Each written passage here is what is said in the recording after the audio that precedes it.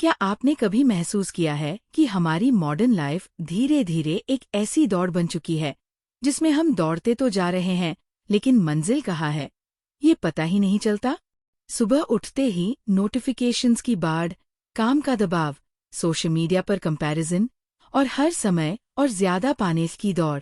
नतीजा ये कि हम बाहर से जितने बिजी और कनेक्टेड दिखते हैं, अंदर से उतने ही थके हुए और खाली महसूस करते हैं। मैं हूं सुहानी और आप देख रहे हैं चैट विद बुक्स। आज मैं आपके लिए लेकर आई हूं एक ऐसा विषय जो आपकी इस भागदौड़ भरी जिंदगी में ताजगी की सांस भर सकता है। दोस्तों, आज हम बात करेंगे एंशिएंट जापानीज विजडम की, वो प्राचीन जापानी दर्शन और जीवन शैली के प्रिंसिपल्स जिनमें इतनी शक्ति है कि वो आपकी मॉडर्न लाइफ को सिंप्लीफाई कर दें। और बिलीव मी, ये सिर्फ थ्योरी नहीं है बल्कि प्रैक्टिकल स्ट्रैटेजीज हैं जिन्हें आप आज से ही अप्लाई कर सकते हैं।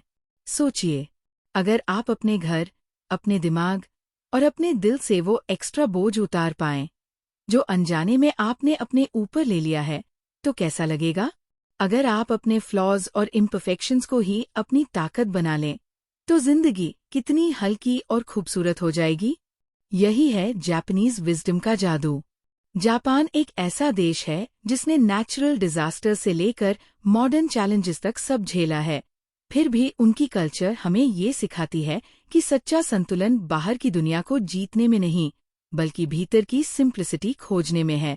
आज की इस वीडियो में हम स्टेप बाय स्टेप एक्सप्लोर करेंगे वाबीसबी, इम्परफेक्शन को एक्सेप्ट करने और उसमें ब्यूटी देखने का फिलॉसफी। कंसो और माँ, सिंप्लिसिटी और एम्प्टीनेस का पावर जो आपके घर ही नहीं बल्कि आपके मन में भी जगह बनाता है। इकिगाई, वो रीजन फॉर बीइंग जो आपके हर दिन को पर्पस देता है। किंसुगी, टूटे हुए को सोने से जोड़ना, रेजिलियंस और इमोशनल हीलिंग का अल्टीमेट सिंबल। और सबसे मजेदार बात यह है कि ये कॉन्सेप्ट्स सिर्फ किताबों में अच्छे नहीं लगते, बल्कि आपकी डेली लाइफ, चाहे वो आपकी वर्क लाइफ हो, फैमिली हो या पर्सनल ग्रोथ, हर जगह आपको ट्रांसफॉर्मेशन दिखा सकते हैं। इस वीडियो के अंत तक आपके पास सिर्फ नॉलेज ही नहीं बल्कि क्लियर, एक्शनेबल स्टेप्स होंगे जो आपको ये तय करने में मदद करेंगे कि आज से आप अपनी जिंदगी को कैसे हल्का, मीनिंगफुल और संतुलित बना सकते हैं। तो अगर आप भी इस एंडलेस रैट रेस से निकलकर एक पर्पसफुल और सिंप्लीफाइड लाइफ की ओर बढ़ना चाहते हैं, तो ये वीडियो आपके लिए है। और हाँ, आगे बढ़ने से पहले अगर आपने अभी तक चैट विद बुक्स को सब्सक्राइब नहीं किया है, तो कर लीजिए, क्योंकि यहाँ आपको सिर्फ किताबों की बात नहीं, बल्कि उनसे निकले हुए ऐसे टाइमलेस विजडम मिलेंगे जो आपकी लाइफ को प्रैक्टिकली बदल सकते हैं। तो चलिए शुरू करते हैं हमारी journey ancient Japanese wisdom, simplify your modern life. Part 1, wabi sabi, imperfection में ब्यूटी।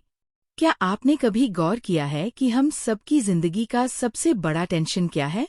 हम हर चीज को परफेक्ट बनाने की कोशिश करते हैं। Perfect job, perfect relationship, perfect look, perfect Instagram feed.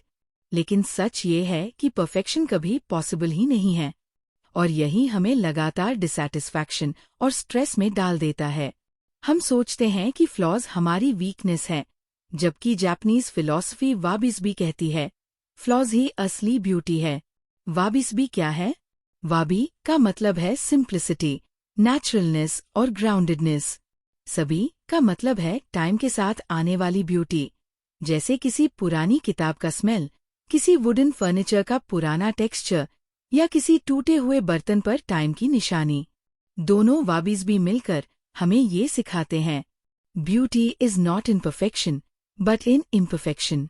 हर चीज टेम्पररी और अपूर्ण है, और यही इसकी खासियत है।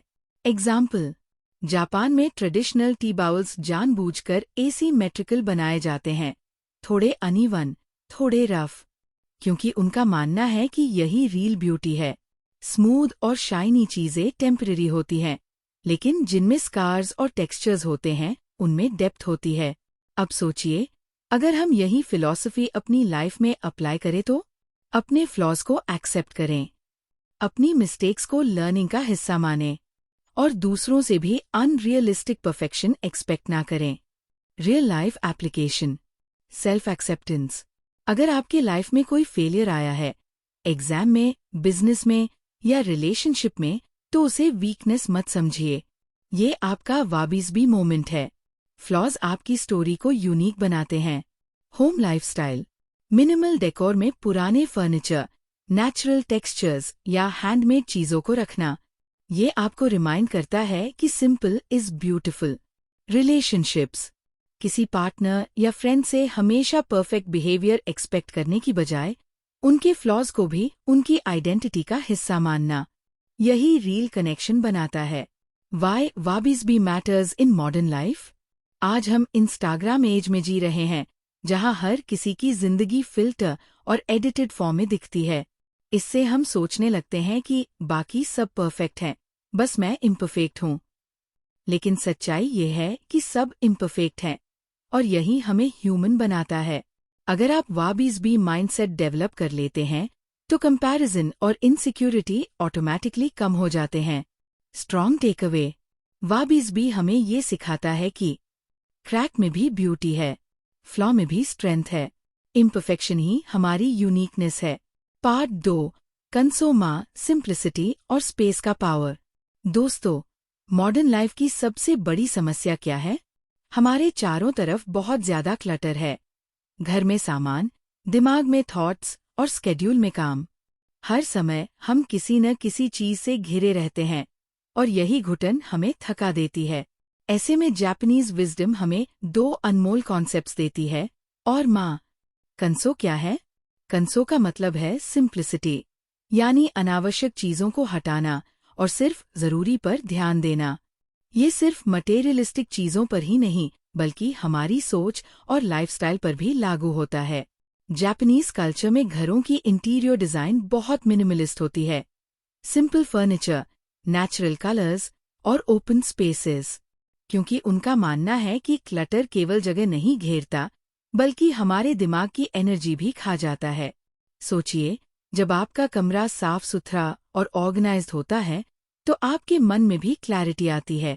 लेकिन जब हर जगह सामान फैला हो, तो दिमाग भी रेस्टलेस और स्ट्रेस्ड महसूस करता है। माँ क्या है? अब बात करते हैं माँ की। माँ का सीधा मतलब है स्पेस या खाली जगह। लेकिन ये सिर्फ भौतिक स्पेस नहीं है, बल्कि इमोशनल और मेंटल स्पेस भी है। जापानी कला और संगीत में माँ का बहुत महत्व है। पेंटिंग में खाली जगह या संगीत में साइलेंस, ये सब उस चीज को और मीनिंगफुल बना देते हैं। इमेजिन कीजिए, अगर हर पल कोई आवाज हो, तो आप संगीत का आनंद नहीं ले पाएंगे। साइलेंस ही साउंड को खूबसूरत बनाता है।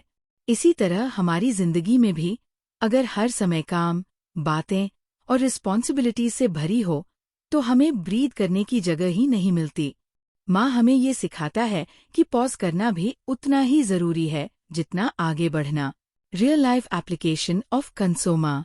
अब सवाल उठता है, हम इन्हें अपनी डेली लाइफ में कैसे अप्लाई करें? चलिए देखते हैं। होम एनवायरनमेंट, हर महीने थोड़ा डिक्लटर करें। जो चीजें सालों से यूज नहीं हुई, डोनेट कर दें। अपने कमरे को सिंपल, एयरी और नेचुरल रखें। वुडन फर्नीचर, प्लांट्स और लाइट कलर्स, ये सब आपको काम फील कराएंगे। याद रखिए, हर चीज जो आप अपने घर में रखते हैं, वो आपकी मेंटल एनर्जी भी ऑक्यूपाई करती है। माइंड थॉट्स, दिन की शुरुआत में 10 मिनट का मेडिटेशन या जर्नलिंग करें। ये आपके दिमाग का क्लटर साफ करेगा। अपने मोबाइल ऐप्स और नोटिफिकेशंस को मिनिमाइज करें। हर बीप और पिंग आपकी मेंटल स्पेस चुराता है। सिर्फ उन कमिटमेंट्स को हाँ कहें जो सच में आपके लिए जरूरी है। रिलेशनशिप्स कॉन्वर्सेशंस, साइलेंस को एम्ब्रेस करना सीखें। हर बातचीत में साइलेंस ऑकवर्ड नहीं होता, बल्कि डेप्थ लाता है। हर रिश्ते में अननेसेसरी ड्रामा और एक्सपेक्टेशंस कम करें।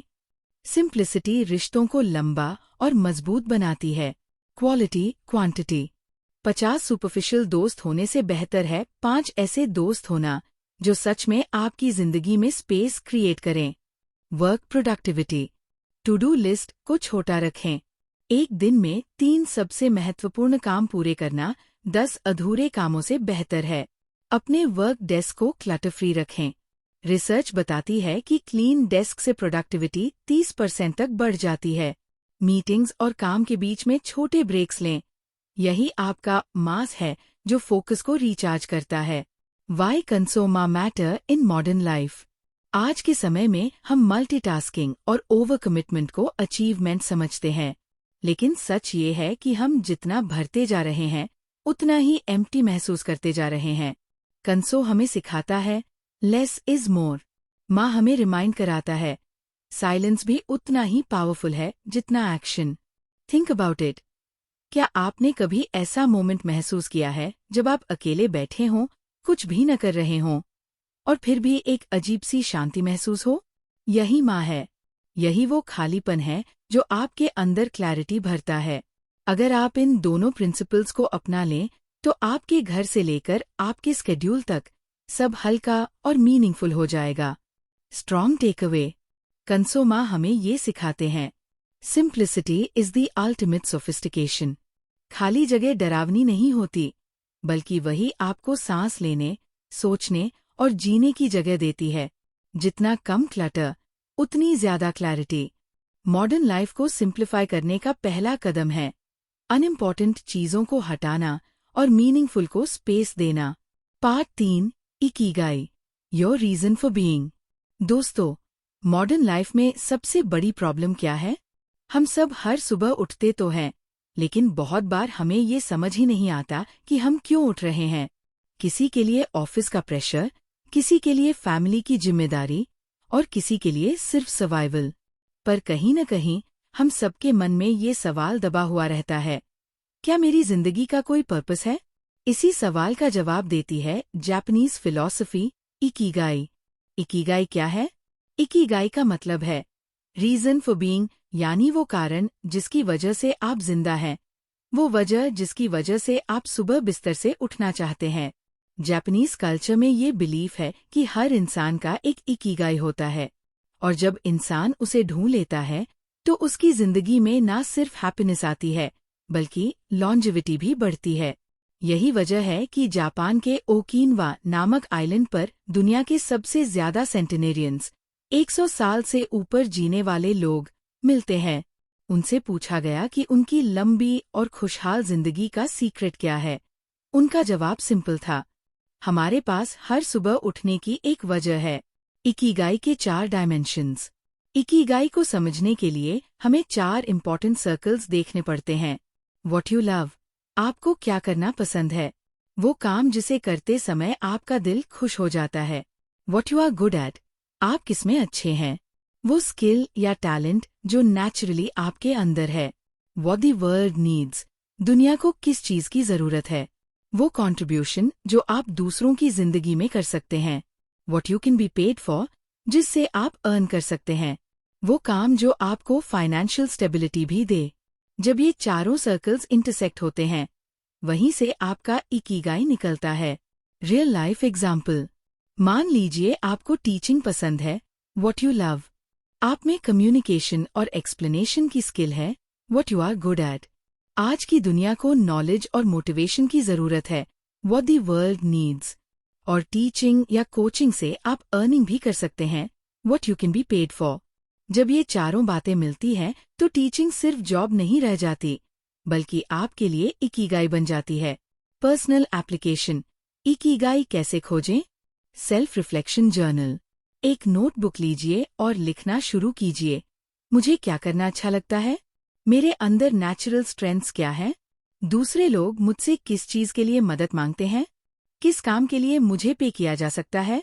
इन सवालों के जवाब धीरे धीरे आपके इकिगाई को क्लियर करेंगे। Experiment explore.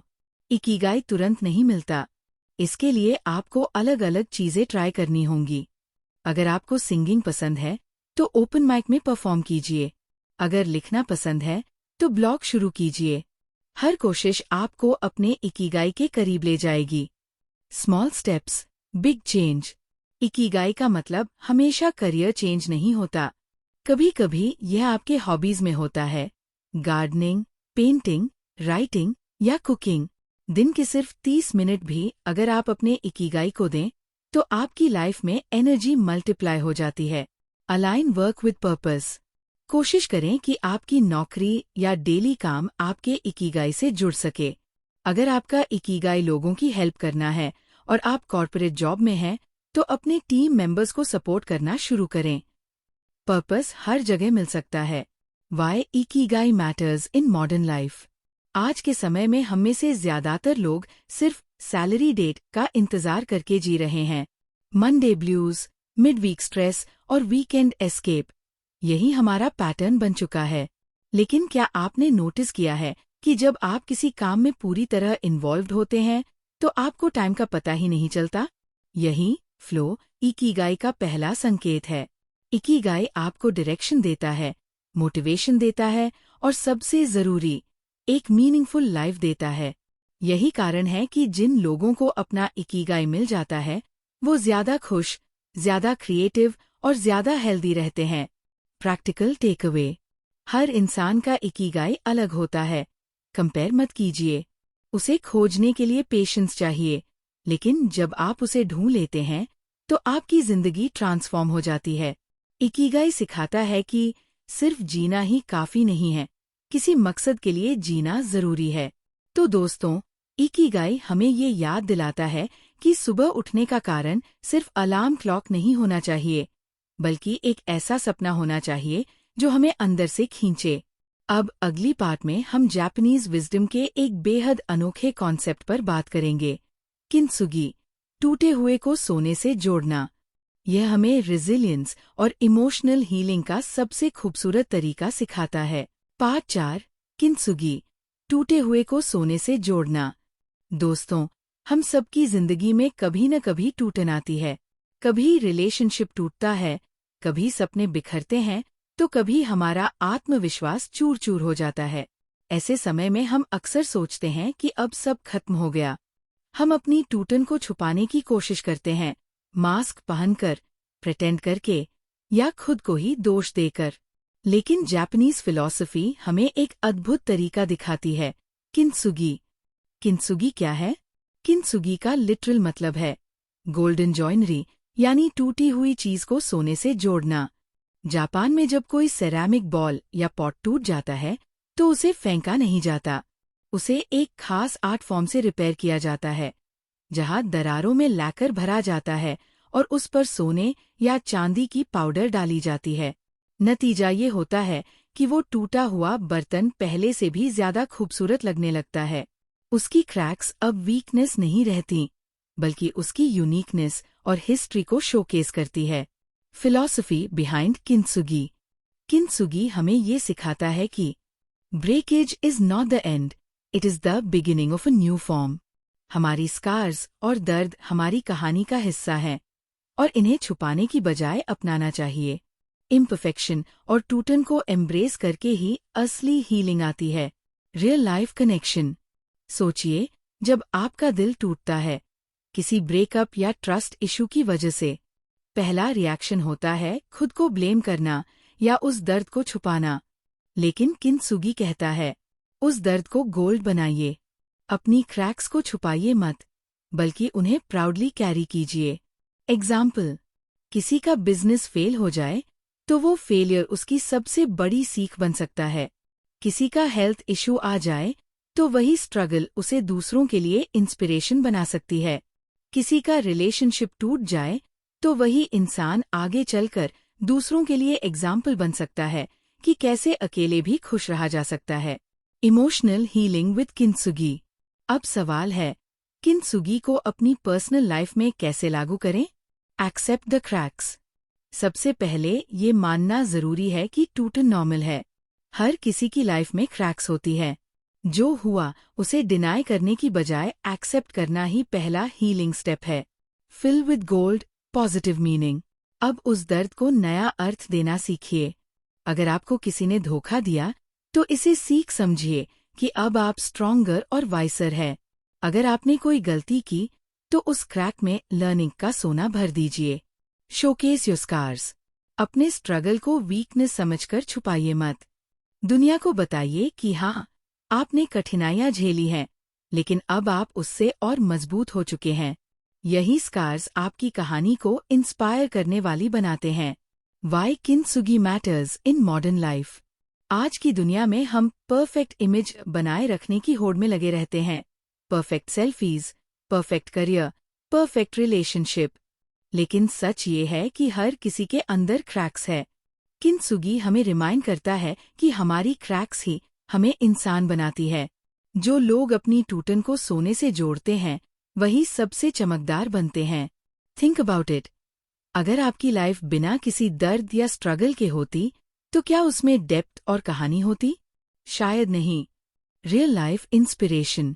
जापान के कई अर्थक्वेक्स और त्सुनामीज ने वहां की कम्युनिटीज को तोड़ा, लेकिन उन्होंने हर बार किंत्सुगी की तरह खुद को फिर से जोड़ा। बिल्डिंग्स फिर से बनी, जिंदगियां फिर से संवरी, और कल्चर ने हमेशा रेजिलियंस को सेलिब्रेट किया। इसीलिए जापानीज लोग दुनिया को ये मैसेज देते हैं कि टूटना हार नहीं है, टूटकर भी और खूबसूरत बना जा सकता है। Strong take away. किंत्सुगी हमें ये 3 बातें सिखाता है। Scars are not shameful, they are symbols of survival. Every break can be healed and healing makes you stronger. आपकी क्रैक्स आपकी कहानी को सोने से भी ज्यादा कीमती बना सकती है। तो दोस्तों, अगर आपकी जिंदगी में भी कोई टूटा हुआ सपना, रिश्ता या भरोसा है तो उसे फेंकिए मत। उसमें गोल्ड भरिए, उसे नया अर्थ दीजिए और उसे अपनी ताकत बनाइए। अगले पार्ट में हम एक्सप्लोर करेंगे एक और गहरा जापानीज विजडम, कैज़न, कंटिन्यूअस इम्प्रूवमेंट। ये हमें सिखाएगा कि छोटे छोटे कदम लेकर भी हम अपनी जिंदगी में बड़ा बदलाव ला सकते हैं। Part 5, kaizen, continuous improvement. दोस्तों, क्या आपने कभी ये महसूस किया है कि हम जिंदगी बदलना तो चाहते हैं, लेकिन बड़े बदलाव का डर हमें रोक देता है? हम सोचते हैं कि कल से मैं पूरी तरह बदल जाऊंगा, कल से मैं परफेक्ट रूटीन फॉलो करूंगा, या कल से मेरी जिंदगी बिल्कुल नई होगी। लेकिन प्रैक्टिकली होता क्या है? 1-2 दिन मोटिवेशन हाई रहता है, फिर हम पुरानी आदतों में लौट जाते हैं। यहीं पर जापानीज फिलॉसफी कैज़ेन हमें रास्ता दिखाती है। कैज़ेन क्या है? कैज़ेन का मतलब है कंटिन्यूअस इम्प्रूवमेंट, यानी धीरे धीरे छोटे छोटे कदमों से सुधार। ये कॉन्सेप्ट सेकेंड वर्ल्ड वॉर के बाद जापान में इंडस्ट्री और बिजनेस को रिवाइव करने के लिए इस्तेमाल हुआ था। फैक्ट्रीज ने छोटे छोटे इम्प्रूवमेंट्स डेली बेसिस पर करने शुरू किए। नतीजा? जापान की कंपनियां क्वालिटी और एफिशिएंसी में दुनिया की बेस्ट बन गई। लेकिन कैज़न सिर्फ बिजनेस फिलॉसफी नहीं है, ये हमारी पर्सनल लाइफ में भी उतना ही पावरफुल है। Philosophy behind kaizen. कैज़न कहता है कि big change starts with small steps. Perfect start का इंतजार मत कीजिए। रोजाना 1% इम्प्रूवमेंट साल भर में 37 टाइम्स बेटर बना देता है। Think about it. अगर आप रोज 1 पेज पढ़ते हैं तो साल भर में 365 पेजेस यानी एक पूरी किताब पढ़ लेंगे। अगर आप रोज 10 पुशअप्स करते हैं तो साल भर में 3650 पुशअप्स हो जाएंगे। और यही छोटे छोटे स्टेप्स आपकी जिंदगी बदल देते हैं। Real life application of कैज़ेन।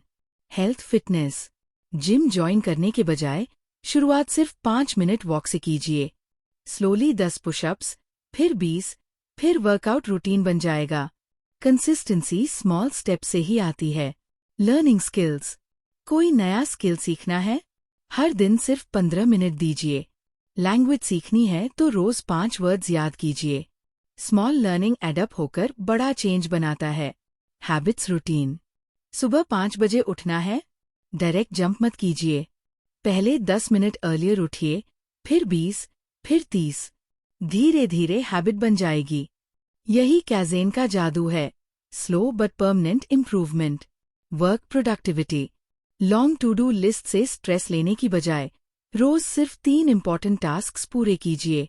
अपने डेस्क पर रोज एक एक चीज डिक्लटर कीजिए। धीरे धीरे आपका पूरा वर्क स्टाइल सिंप्लीफाई और एफिशिएंट हो जाएगा। Real life example. सोचिए एक स्टूडेंट की जिसे मैथ्स वीक लगती है। अगर वो डिसाइड करे कि आज से मैं रोज 5 घंटे मैथ्स पढ़ूंगा, तो शायद 2 दिन बाद ही गिव अप कर देगा।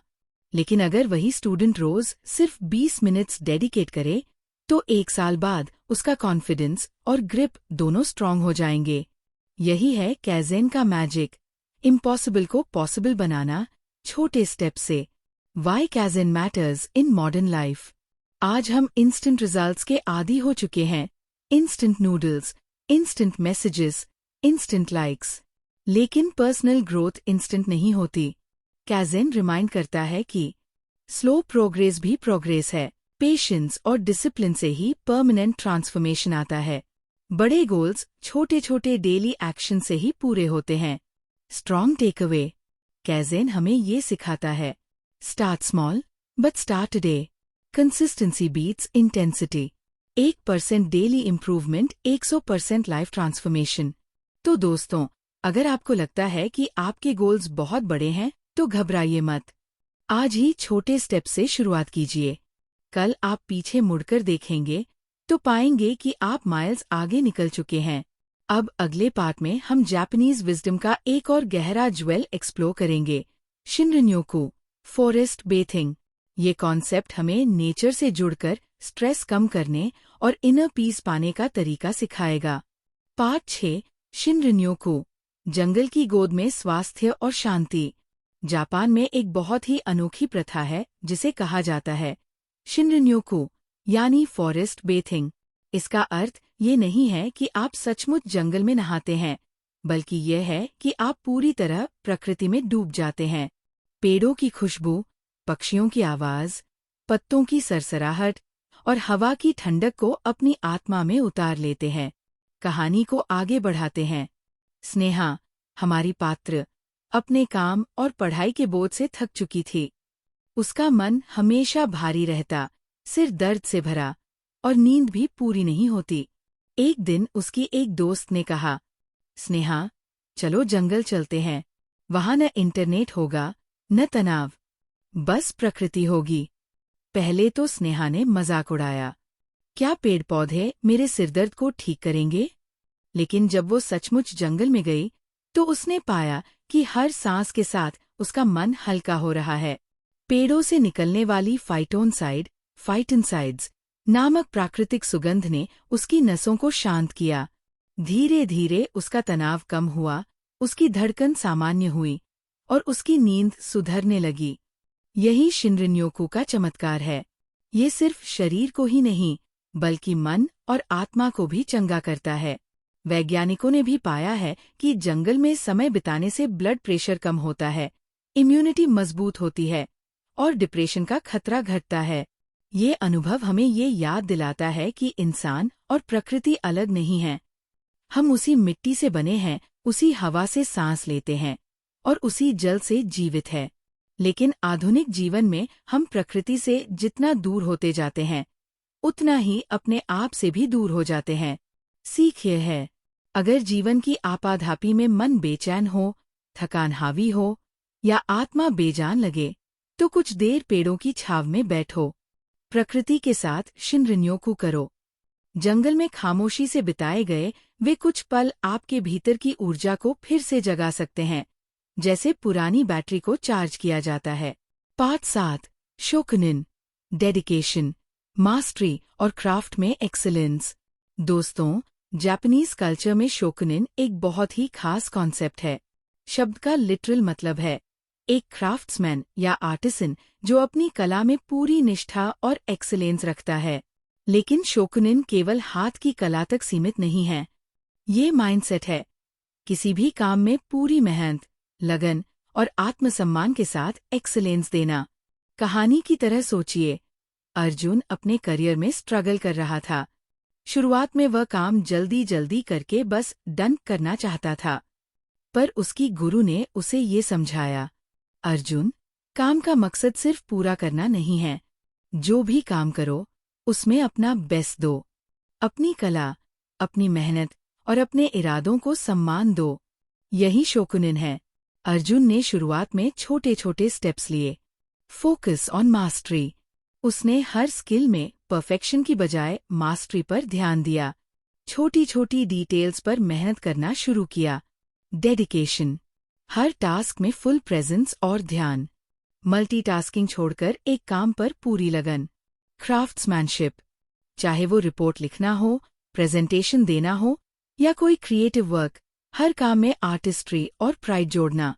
धीरे धीरे उसने महसूस किया कि जब हम काम को सिर्फ ड्यूटी नहीं बल्कि आर्ट समझते हैं तो सैटिस्फैक्शन अपने आप आती है। काम बोझ नहीं लगता बल्कि फुलफिलमेंट बन जाता है।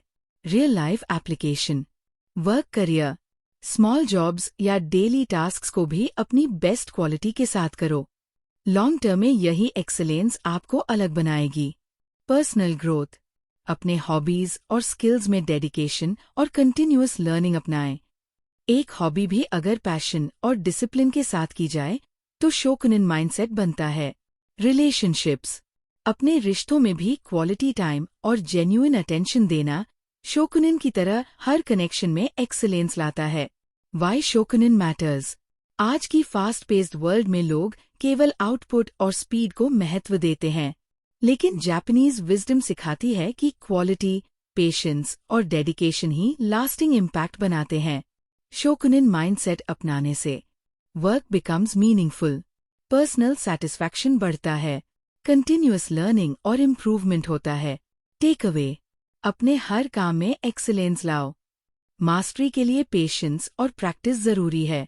डेडिकेशन और आर्टिस्ट्री माइंडसेट आपको बाकी लोगों से अलग बनाता है। दोस्तों, आज की इस यात्रा में हमने देखा कि एंशिएंट जापानीज विजडम सिर्फ थ्योरी नहीं बल्कि जीवन को प्रैक्टिकली हल्का, मीनिंगफुल और पर्पसफुल बनाने का रास्ता है। हमने जाना वाबिसबी, इम्परफेक्शन में ब्यूटी ढूंढना, फ्लॉज को वीकनेस नहीं बल्कि स्ट्रेंथ मानना।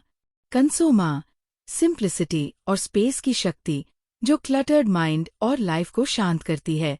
इकिगाई, हर दिन जीने का पर्पस जो आपको सिर्फ कामयाबी नहीं बल्कि संतोष भी देता है। किंसुगी, टूटे हुए को सोने से जोड़ना, रेजिलियंस और हीलिंग का प्रतीक। कैज़न, कंटिन्यूअस इम्प्रूवमेंट यानी छोटे छोटे स्टेप से बड़ा ट्रांसफॉर्मेशन। शोकुनिन, डेडिकेशन, मास्टरी और क्राफ्ट में एक्सीलेंस जिससे हर काम में मीनिंग और सैटिस्फैक्शन आती है। शिनरिन्योकु, नेचर में समय बिताकर स्ट्रेस को कम करना और मेंटल, फिजिकल वेलबींग बढ़ाना।